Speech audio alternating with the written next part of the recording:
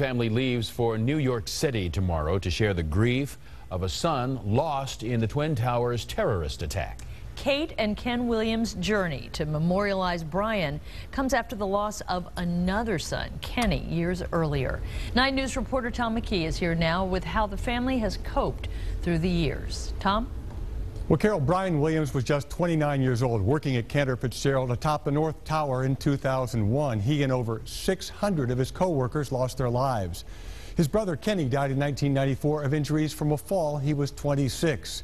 And through the years, this Edgewood family has fought through tears to turn the tragedies of those Covington Catholic High School graduates into triumphs.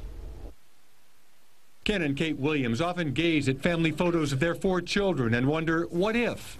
2 are gone, Brian lost in the World Trade Center collapse, and Kenny taken in 1994 by accidental injuries. 1's pretty bad, and 2 is worse. I mean, we miss both of them dearly.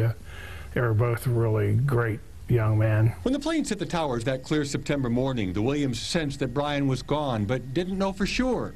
They and others tried calling and emailing him without success. We still got the tape that he had in his phone from that day, and if it's kind of tough to listen to because it'll break your heart when you hear all the concern that people were expressing at the time.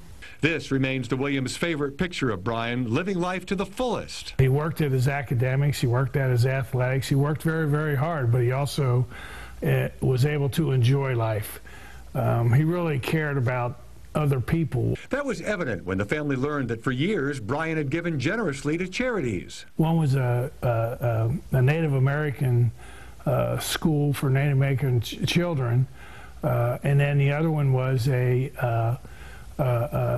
organization that sent inner city kids out of Manhattan out to the camps, out for a week, of summer fun outside of Manhattan. Ken and Kate Williams knew they had to adopt that same attitude. No pity party allowed. Kenny and Brian, if we got to be modeling about what, missing them, and they could come down here, they would shake us and smack us around. A Williams Memorial Fund was started with just the help of family and friends. It's really amazing when you think that a group like this could raise $2 million over a 10-year period. To date, the Williams have helped over 80 families with unusual or unexpected expenses and given 2 scholarships a year to Covington Catholic High School students.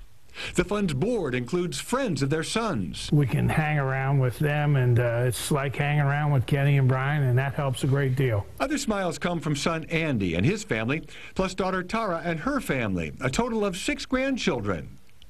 10 years later, a cherished keepsake is a cross made from a steel beam of the fallen towers. Now the Williams prepare to see the 9/11 memorial firsthand, with Brian's name permanently etched with the 3,000 other murder victims.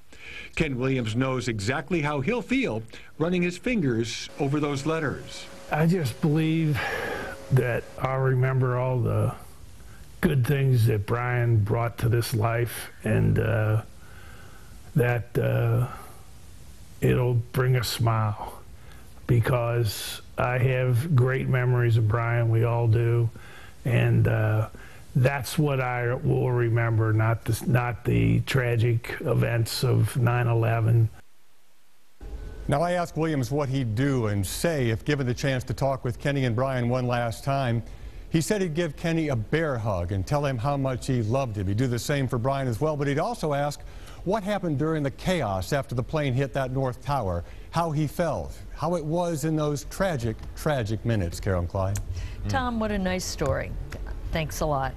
There is an effort to turn September 11th into a date with a positive meaning by making it a day of service.